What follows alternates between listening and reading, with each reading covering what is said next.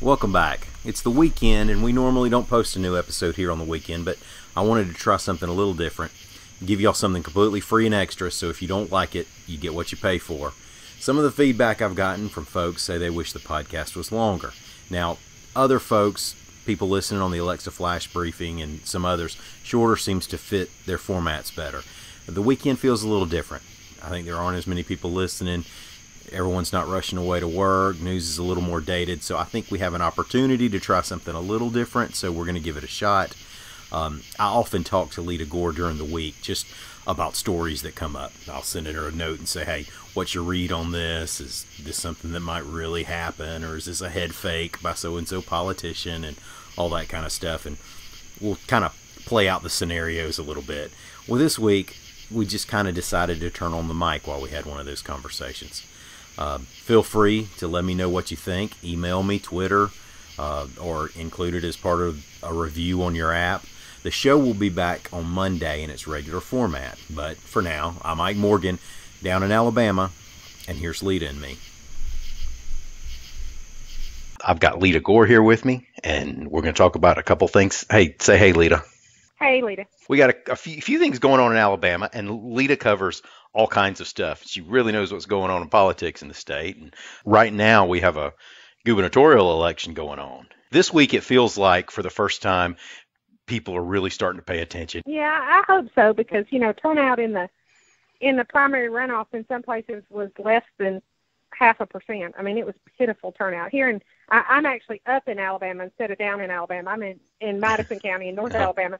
And even up here, our turnout for the primary runoff was like 8%. I mean, it was just pitiful. So I'm hoping it does pick up a lot over time. But frankly, it's hard to generate a lot of interest in this race. And I think a lot of it, kind of one of the reasons we're going to talk about is, for many people, it seems like a sure thing. And that it hurt in the runoff because the governor's race wasn't a runoff because Sure. she had beaten the other Republicans so badly. Right. And, I mean, let alone Republican versus Democrat in Alabama. She couldn't be touched by the other Republicans. And one of the things they tried to hit her on was that she wouldn't debate them. She tried to kind of stay below the limelight. I mean, how do you think that affected what happened with the voting and whether did it affect it at all? Nah, I think Kay Ivey knows. I mean, she sees numbers we don't see, and even the numbers that we do see show her up. I was looking at a poll this week that was conducted by some people that were affiliated with her campaign, but they say it wasn't done on behalf of her campaign, so take it for what it's worth. And she was up by 14 points. Uh-huh. And my guess is that's numbers that are probably a little low. That spread's probably, they don't want to be too confident. Because I was looking back at some straight Republican tickets, and I think when you get an election like this where, frankly, people don't care a whole lot about the down ballot races, they're just going to go in there and vote straight Republican, and that benefits all of them. It helps everybody that's on the GOP to win, even if nobody knows who they are. So I think the reason Kay Ivey's not debating is she doesn't have to. Why go out there and risk a giant gaffe that you don't have to make? Do you think it could be also that she's not good at it? I mean, that's what people suggest when they're especially when they're on the other side, Yeah, I don't think so. I mean, Kay Ivey's been around a long time, and for all of her faults, she's not. Other than the closest she came is probably the handling of rumor. That was probably the closest she came to really kind of stepping off into that gray area because she endorsed him and sort of, that wasn't great. But whoever is handling Kay Ivey, they need to hire him in Washington because they have done an expert job of putting her out there in places where she does nothing but look good. And so why would you go in a debate with Walt Maddox, who we have seen is a good debater and who we have seen is not scared to go toe-to-toe with somebody? Mm-hmm. Why would you put him out there? I mean, all she's got to do is lose. It's a no-win proposition. Now, as a voter, I hate it. As a reporter, I doubly hate it. As someone who's watched politics for a while, I think it's a pretty smart move. I am with you on kind of hating it because I want to see him debate, from a journalism standpoint, let's get the story. Yeah. And also as a voter, I'm just a fan of debates. But then again, what do we always say? Well, this was just a beauty contest. I mean, we go back to Nixon, JFK, where it depends on whether you saw it on TV or radio who won. I mean, a lot of times you don't get all that much out of it. Now here, people don't know who Walt Maddox is, and he wants that out there, right? I mean, that's really what we could learn the most from. Right. Well, and if you go back during the primary, there were gubernatorial debates during the primary. And they were like, frankly, for the most part, the Republicans were like watching paint dry because there wasn't a dime bit of difference between the top three candidates. I mean, they were all just poking at Ivy, who was ignoring them, and she didn't even come. Now, the Democratic states were good. I mean, they were, Sue Bell Cobb and Walt Maddox were kind of ugly and going at it. And, yeah, that was fun. But, I mean, all Kay Ivy's going to do is look at him and say, okay, whatever. I mean, I just don't see it as something that she's going to do. And, it's so interesting because we're still a couple months out, and I don't think we'll start seeing a lot of stuff until October-ish, September, late September. I will be interested to see Kay Ivy's ads and how she approaches this, because my guess is she's going to – I will be shocked if they ever even mention Maddox's name. It's going to be that high road, look at what I've done, let's vote for stability, because I just don't think she needs to go down with him and go toe-to-toe. There's no reason for her to. Although she was a little sharp with him. About whether or not she would debate, and she kind of said he ought to debate himself. It's crafted, though. It's a very crafted response. You can tell they have their speaking points, and they're putting her in places where she's making these sort of non-controversial, here's some money to build this road kind of thing, here's some business announcement, which is really shrewd because, Alabama had such a horrific ending with Robert Bentley that just doesn't seem to end. And so, we just want somebody, frankly, I think we want somebody in Montgomery we don't have to pay any attention to. And that's probably the best thing that we could have. That might be true, no one we can pay attention to. Yeah. So I think that's what we're getting is just that. But Kay Ivy's such an interesting person. I mean, she really is. We're going to have a single female governor if she wins in November. Single female governor who's older than what we've had in the past. That's a fascinating dynamic. And I think it kind of shows how the world has progressed that's not really a big, huge talking point. So it's interesting to see that. Yeah, I remember when John McCain ran for president, being old was a horrible thing. I mean, he really got ripped on that, and he would have been like one of the young people in the last presidential. Yeah, well, I mean, it's like it's kind of interesting because when you've got Trump in the White House, who's in his 70s, that was a bigger deal when Ronald Reagan was there, and now it just seems like, okay. I think it's because we're all getting older, so therefore we think they look younger every day. Maybe so. Well, about her being older, here's the deal with Kay Ivy, and this might be playing into how she gets away with not debating thing. If you hear her talk, and if you're from Alabama, she is the closest thing to Meemaw. Don't give me a mountain oyster and tell me it's seafood That you're gonna get. I mean, she sounds like your grandma. Just like me. Yeah. Absolutely. And I think there's also a little bit of Southern wisdom, and when to keep your mouth shut. And maybe that's kind of what she's playing, because she's very shrewd. That's one thing people can hear. People from outside the state especially can hear her talk and see her and everything, and you can really underestimate her. Well, to emerge unscathed from that whole Bentley mess, which she did, it tells you two things. One, she played her cards very, very well. They didn't. This whole thing, if I just found out I was going to be governor 12 hours ago, no. I can assure you. And I can speak from people who were in high places enough to tell me to know that is, I think that's true. She just found out she was going to be sworn in, but these plans were in place a long time ago. The second thing it tells you is that the Alabama lieutenant governor, other than planning to be governor, there's not a whole lot you got to do.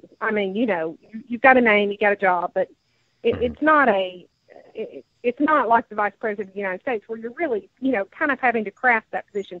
That role of lieutenant governor in Alabama, that ship has sailed a long time ago. And so she did a great job of not being scandalized by Bentley, because it could have happened, Easily.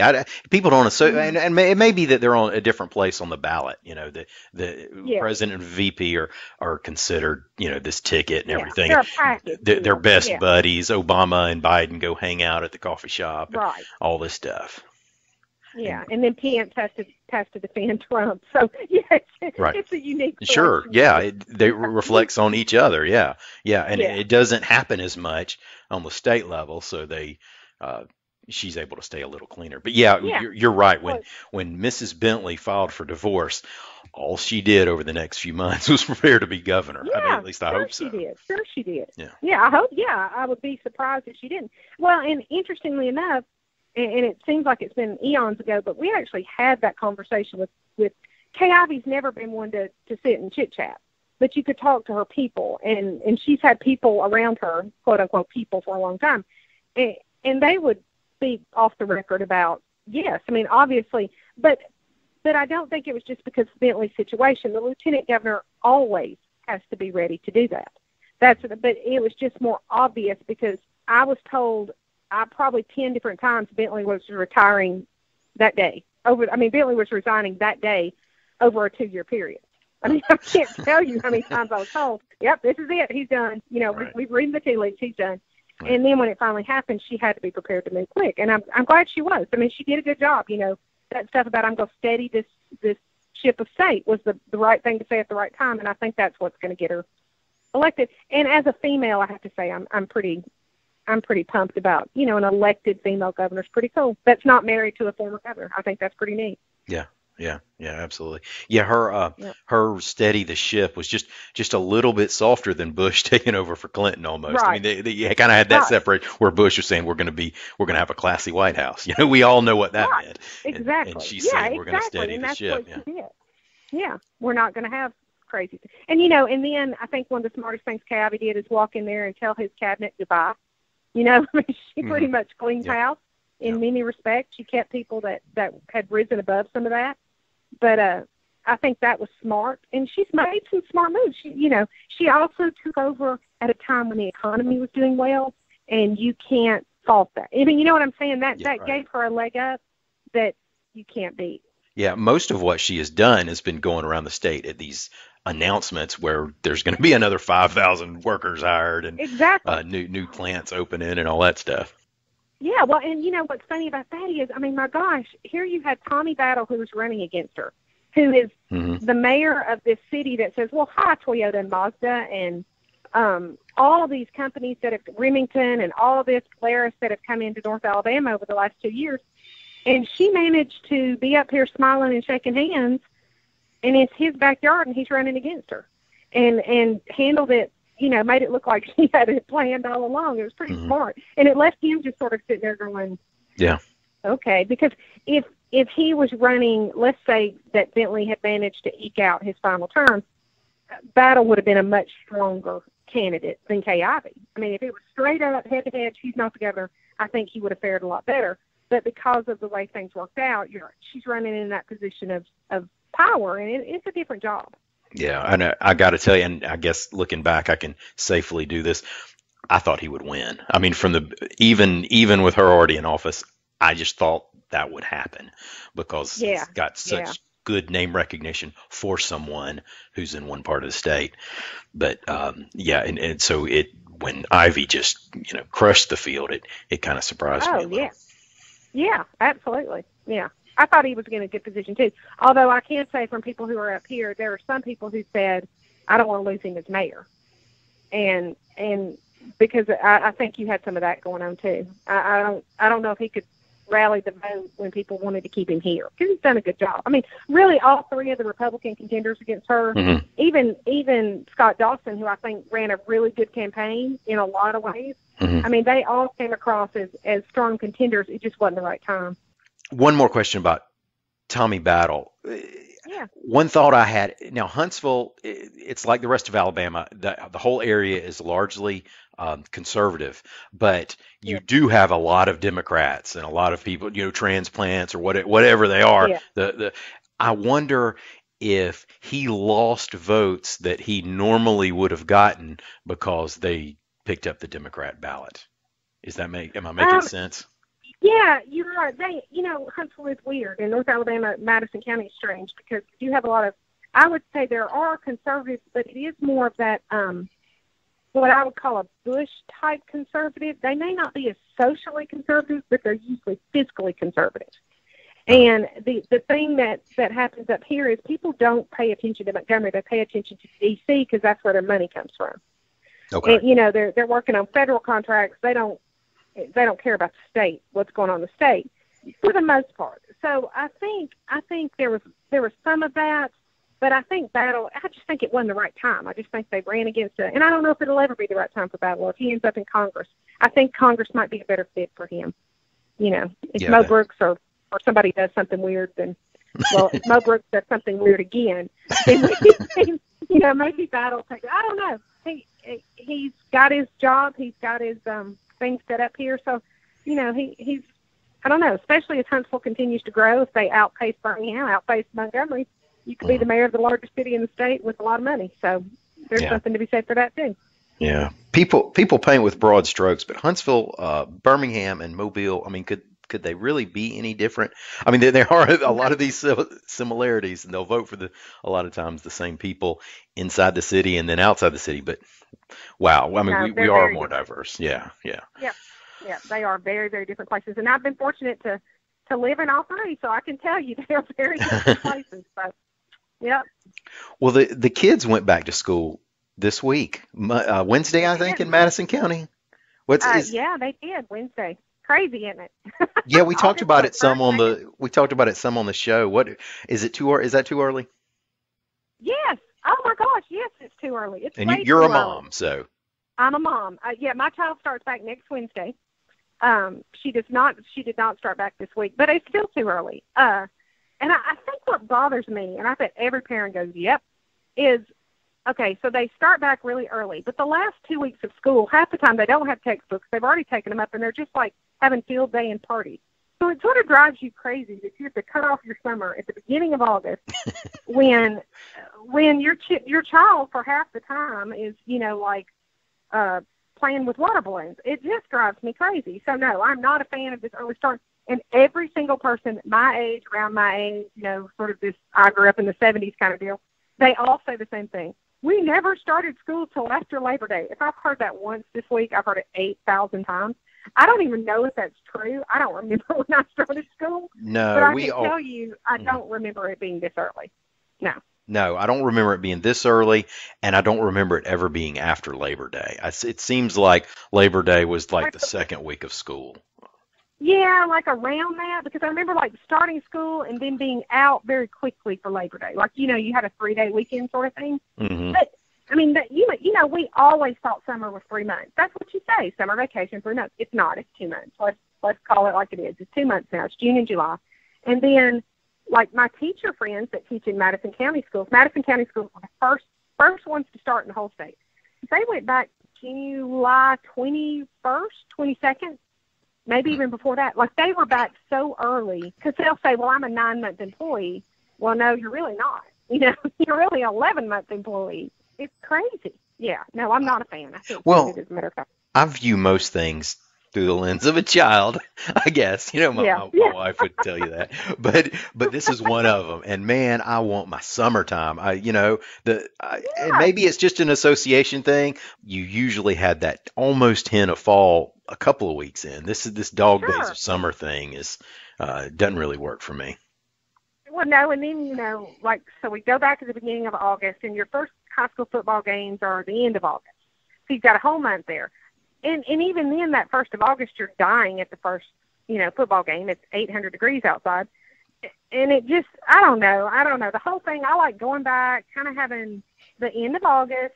But now we do get a week off of fall break, which we didn't get when I was a kid.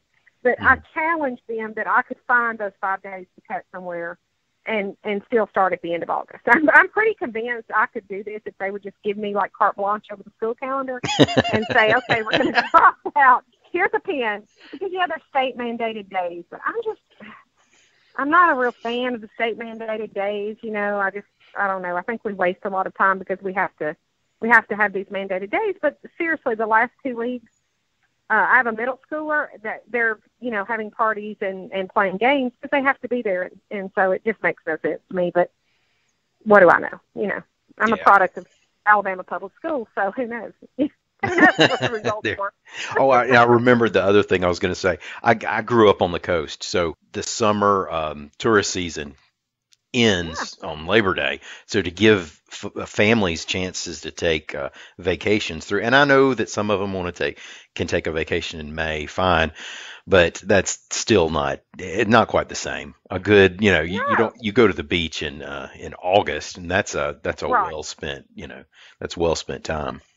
Well, yeah, and if you don't, and this is what we ran into this year, if you don't plan, so it's like June was involved with this activity, and July, ran into this activity, we had no time. So the best time for my family would have been August, but unless we left today, there's no time to go. I mean, you just run out of that time, that schedule, and we try to cram in, there's summer reading you have to do, we have summer math we have to do.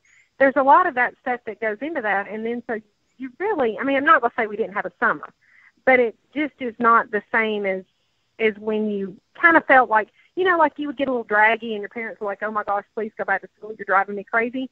I don't think we get to that point now. I don't get to that point. My mother probably got to that point after 2 weeks. But, it's just of saying, I'm tired of these kids. Please go back to school. I just don't think we have that. But, yeah, maybe that's the point. Maybe it makes us want to be around our children more. But, then you think we got to start work. We got to start this and that and the other. And it's just, no, I'm not ready. One of the things that makes it harder for us, too, is these activities where we're trying to keep up with each other. When I was a kid, an activity was get up and get out of the house.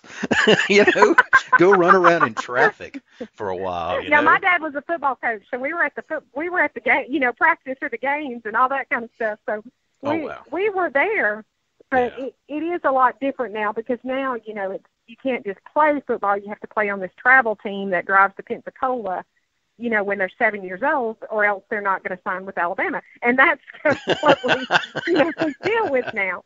So see, I was in baseball. I was in baseball when I was a kid. So now that has changed even more probably with you have to get on travel team. Yeah. But it was the time of year was different because we would finish if we made a state tournament or whatever, then we're only a couple of weeks out from school, and we definitely needed that time. Yeah. Oh yeah, but when we played school sports, it was a fairly simple kind of deal. You went down to the YMCA and you played, and now all that's gone. So all that athletic is gone, and all that practice and all that. And in fact, I was looking this week because I actually coach a team, believe it or not, and not a like football. The rules that you have to follow. There's like this week you can practice, and this week you can't practice, and I have to have 14 concussion seminars and 3 courses on bullying. And I'm just if you had told my dad this 30 years ago that he was going to have to take an online bullying course to coach, he would have looked at you like you were crazy. But, that's what we have to do now. So see, the coaches I had in baseball and football when I was a kid, if there was a bullying course, it was to teach us how to be good at bullying. That's what I hear when you say that. Oh no, there's all kinds of stuff, and it's great. I'm glad I know these things to be safe. I want the kids to be safe, but it is hilarious because I did laugh when I was taking my online bullying course through the High School Athletic Association. I was like, okay, if you had gone back to the YMCA in Birmingham, Alabama in 1978 and told my dad he was going to take this course online, or of course not online, but whatever, he would have thought we had all lost our mind. As he wrapped the kids in saran wrap and made them go run so they'd make weight. That's what happened. I'm like, that would not happen right now. And let's say all the kids didn't have birth certificates back then. Nobody really worried about it too much. Now, there'd be like a lawsuit or something. So it has changed. And school's changed. We have to have all these special supplies and all this kind of stuff. And I don't ever remember going back to school shopping for supplies. I do remember getting a red pencil in first grade, like one of those big fat ones. But that was pretty much the extent. I just don't think we sweated. Maybe it was just our parents were tired. I don't know, but we didn't do all this. Or they did. Maybe Mama did it all for me. That's probably what happened. And that was that's why she made me go play in the traffic so she could go shop for my back to school supplies. I just think it was a lot less stressful, or maybe it just seemed. Maybe I need to ask my mom. Did you ever go back to school shopping for me other than like a pair of pants? I don't remember, but. I'm sure she probably did, but I doubt they were color coordinated and monogrammed like my daughter. So, the notebooks are color coordinated and monogrammed and the whole shebang. So you have to do all those kinds of things now. The locker decorations and all that. So it was easier when you could buy a Trapper Keeper in the 80s and you didn't have to buy anything else, because that's where everything went. I'm still trying to explain to my husband why we needed a chandelier for the locker, but we got one. We're ready. So. Awesome. He was awesome. like, you know what? Yeah. All right, Leada. Well, thank you so much for taking time talking. I'm Mike Morgan for Leada Gore. We'll be back Monday with our regular briefing. Until then, come see us on the internet at al.com.